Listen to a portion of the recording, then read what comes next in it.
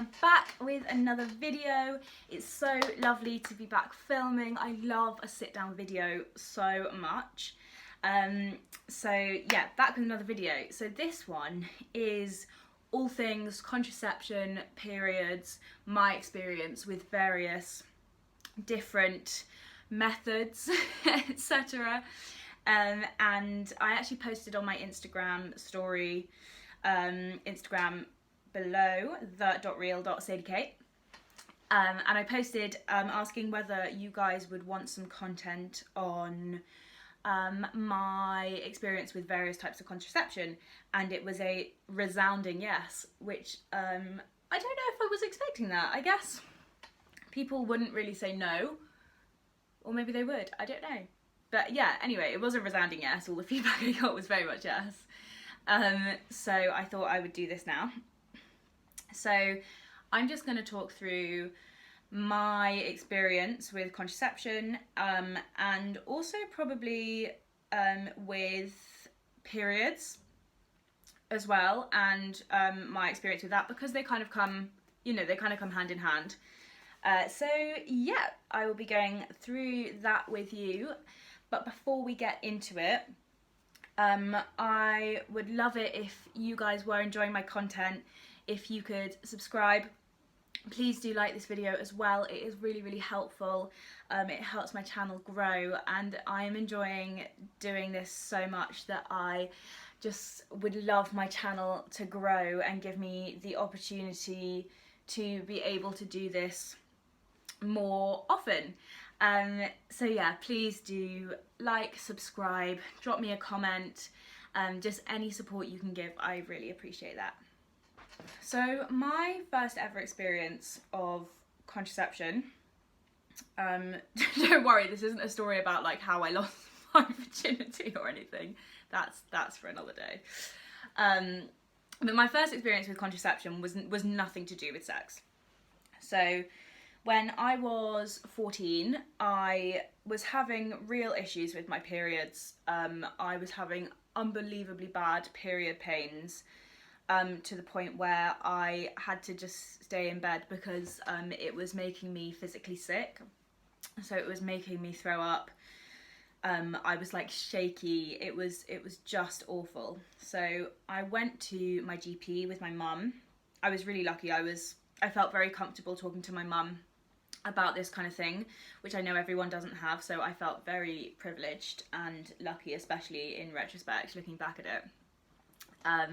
So yeah, we went to the GP and spoke to her about it, and she first of all prescribed me some painkillers, which my first painkiller that they gave me, that was a prescription drug rather than just sort of paracetamol and ibuprofen, was, well, actually, first of all they suggested the usual, so Feminax, which I'm pretty sure is ibuprofen lysine, which is like a fast-acting ibuprofen, but it might not be, don't hold me to that. And the other thing was actually called Buscopan, which is for IBS, irritable bowel syndrome, and it's for abdominal cramps, so that is actually really good for period pain. So if you get bad period pain but aren't at a point where you think a GP appointment is necessary, especially during COVID, it's an absolute faff, then definitely something like ibuprofen lysine, and Buscopan, things like that. Also paracetamol and codeine, but do be careful with that because codeine is highly addictive and it's actually not allowed in some countries, so maybe don't travel with it. But yeah, so the first painkiller I actually got prescribed was called mefenamic acid, which, other than being prescribed that first time, I've actually never heard of or come across since, which is really interesting. But in that appointment they also suggested that I go on a contraceptive pill.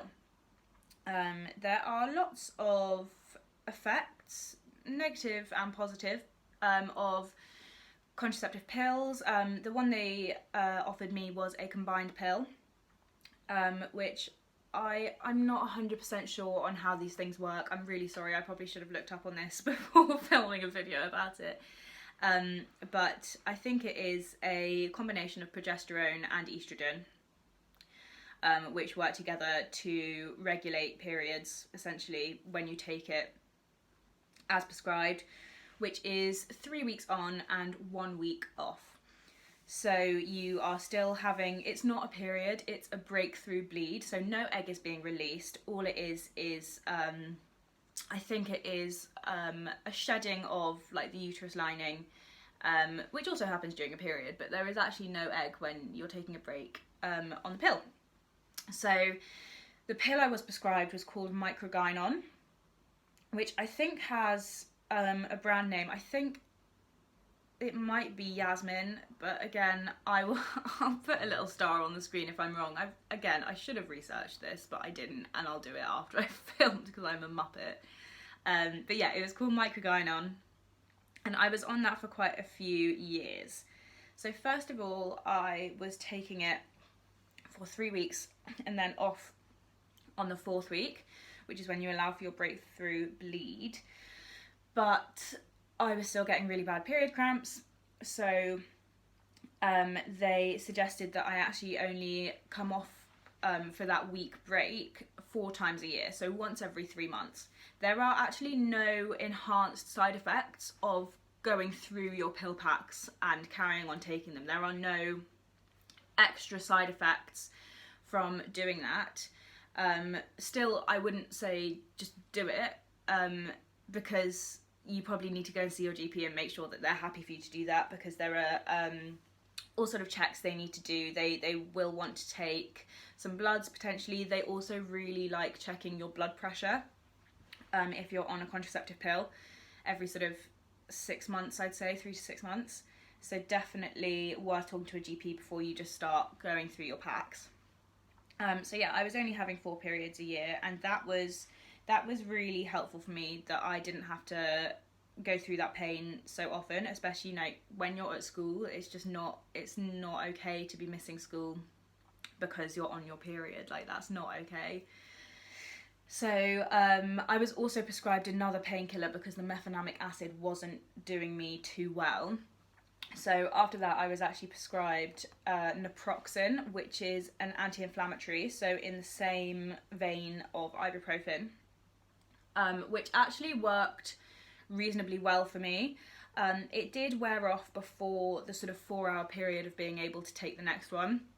So I did used to bunny hop it, so I take naproxen every 4 hours, and then for the 2-hour gap in between, I would take paracetamol and codeine.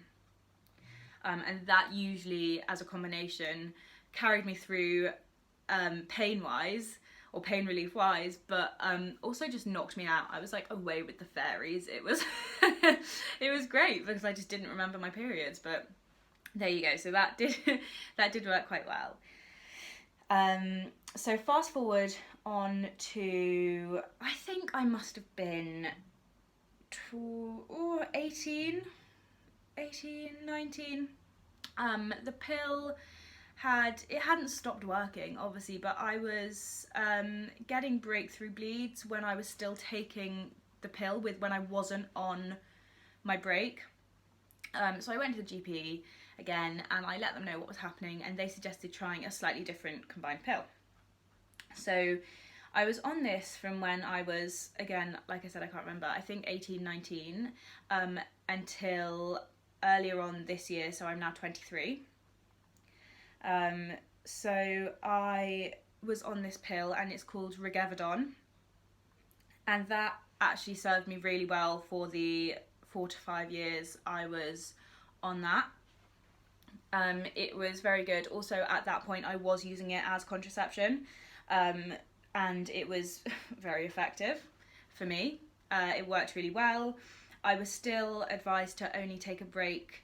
They actually at this point said 3 to 4 times a year, so every 3 to 4 months. I would take 1 week off taking my pill, which was actually fantastic. It was very convenient for like going on holiday and things, because I could basically just know I wasn't gonna have my period. It was pretty ideal. So yeah, that was what I was on for that sort of period of my life. So yeah, like I said, it was very effective as to keeping my period pain at bay, and also not having any breakthrough bleeds whilst I was taking this hormonal contraception. I was still getting, you know, period pain when I had my breakthrough bleeds, but it was nowhere near as severe. Like, I can get on with my daily life. Like, sometimes I'd have to just sort of sit down and take a minute and go outside, get some air. But, you know, I think that's probably how most people experience their period pain, and I could carry on with my life and just get over it. You know, we all do it. It's actually a very horrible thing, but we're strong, independent women, and we can do this. So yeah, so that was until the beginning of this year. Up to this point, I was using the pill as contraception and to regulate period pain, but I was also using sort of regular sanitary products, so mostly tampons, but I would also sometimes use pads.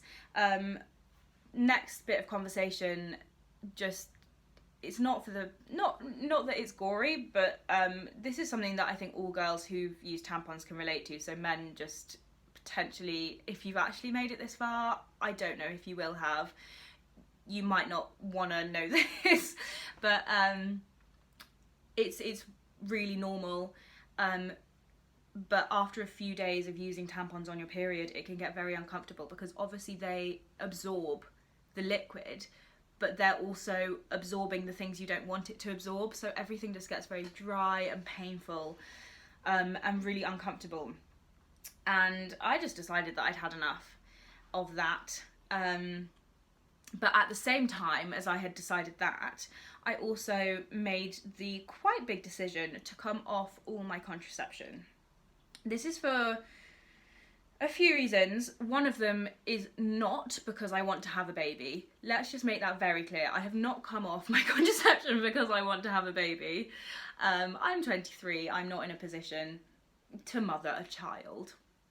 But the main reason was because I was fed up of putting hormones into my body. I have consistently, up until the beginning of this year, been putting hormones into my body and telling my system what to do, and I don't know what my body wants to do anymore. You know, this has been 9 years that I have been on hormonal contraception, and I just decided that I wanted to know what my body wanted to do. I also, you know, since I started taking the pill when I was 14, so when I was about 15, I started having real issues with my mental health, and have been through a long journey with that, and still, you know, we all have good and bad days. We also all have mental health, and it fluctuates, you know, just like our physical health does. But I have definitely had some really dark times, and I wanted to know if coming off the pill might help me out somewhat, because I think it's quite commonly known that the pill can cause like mood fluctuation and things like that, and I just wanted to see if that would help at all. So yeah, and I've probably been off any hormonal contraception now for 4 to 5 months, and I think I feel generally better. Yes, it's really odd having a period every month, because obviously I've only been used to having it 3 to 4 times a year. But I actually get really excited when my period comes, which seems really odd. I also just love experiencing, and this is also going to sound so weird to people who maybe don't take hormonal contraception and things like that, is that I get so excited by PMS symptoms. So like when my boobs get sore, I'm like, oh my god, I've never had this before. And I get so excited. And it's also just like really lovely to see my body and feel my body do what it wants to do. And I feel like I'm really learning a lot about myself and my body and how it wants to work, and I'm just really excited about that. I feel like, you know, I'm 23 and I want to know what my body's doing. Like I said, I don't want to have a baby, not yet, but you know, I do want to have my first child. Obviously, if I'm lucky enough to have children, I know a lot of people do struggle. So if I am lucky enough to be able to have children, which I really hope I am, then I would love to be able to have my first child pre-30. And that is for lots of reasons that I won't go into. I don't think I really want to, not on YouTube anyway. So yeah, I want to know more about my body, for, you know, I want to have years of this time to know my body and learn about my body before I even start to think about trying to conceive. So that was definitely a big thing for me as well. So since coming off my hormonal contraception, obviously I did speak to a lot of people, including my mum. As I said, I've always been able to be quite honest and open with her about periods and contraception and things like that. But also to one of my aunties, and I've spoken to people who are older and have experienced sort of coming off contraception and pregnancy and things like that. And every single one of them said, I totally understand your reasoning, but please, like, dear God, be really careful. So my auntie said to me, you know, oh, I was the same. Like, I thought that I'd do that and I was pregnant within 6 weeks. So yeah, definitely being careful. We are now just using condoms as our contraception method, and that is actually working fine for me. Obviously you should be using condoms anyway, whether you're on hormonal contraception or not, because they do protect against STIs. But I understand that everyone's choice is, you know, if that's the right choice for you, then that is your decision, and I'm not going to sit here and say you need to use condoms all the time, because it's not my place to do that. So it's definitely important that everyone weighs up the pros and cons of every contraceptive method and things like that, and decides what is definitely the best option for them at the time. So yeah, you know what, I don't think there's much more to say. I've actually blabbed on. I'm looking at my camera now and it's saying I've blabbed on for 18 minutes and all I've spoken about is periods and contraception. Actually, you know what, yes, there is one more thing that I wanted to say, is that having had that sort of moment at the beginning of the year where I was just fed up with tampons and the uncomfortableness of using tampons, I decided to move to a menstrual cup. So there is quite a lot of bad press, I think. It's really interesting. It's such a Marmite. So people who use them love them, but, well, generally, but you can also just completely just not get on with them at all. There's no sort of, oh, they're all right. You either love it or you're really not keen. But so like I said, I've been having regular periods now for 5 to 6 months actually, and I've been using my Moon Cup since then, and I bloody love it. It is the best decision I've ever made. Again, I don't want to put artificial things, this is quite literally, into my body, but you know, whether it's hormonal contraception or literally putting something physical into my body, I don't want to do that. I don't want something that can leave a residue or that is drying me out and stopping my sort of natural processes happening. And a Moon Cup, I just love it.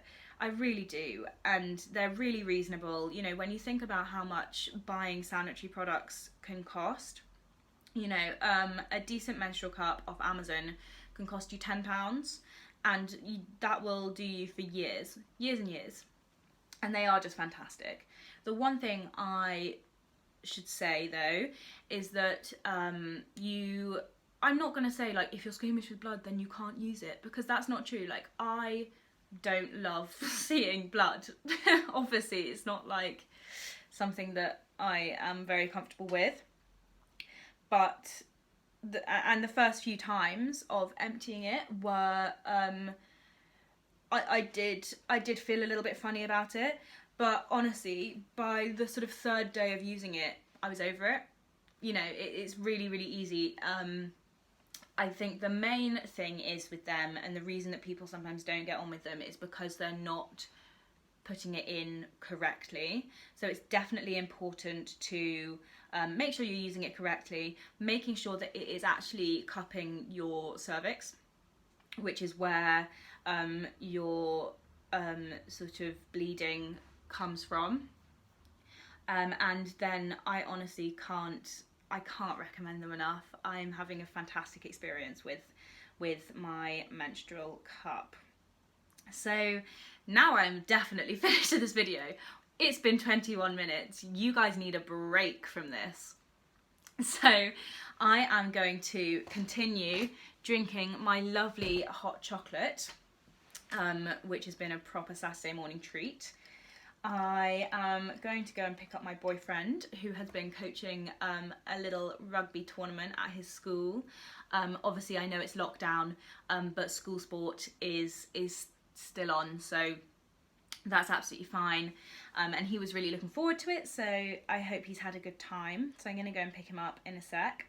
I hope you are all having lovely days, whether it's first thing in the morning, lunchtime, 2 a.m. I hope you're all having a good day, and that you're feeling lovely, and that this second wave of lockdown, if you're living in England or Wales and Northern Ireland, I think, isn't getting you down too much. As I always say, wherever you are in the world, I hope that your situation with COVID and things like that is not too bad. I hope you're able to stay positive, and I hope that my videos can bring you a little bit of sunshine in your week if you're not feeling so great.